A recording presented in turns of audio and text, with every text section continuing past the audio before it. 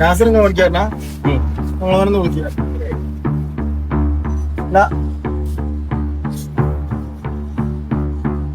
നമ്മളെ മാമിനുള്ള ഇതിന്റെ ഫോൺ വിളിച്ചിട്ടുള്ള ചെറിയ ഇഷ്ടം ഉണ്ടാക്കിയല്ലോ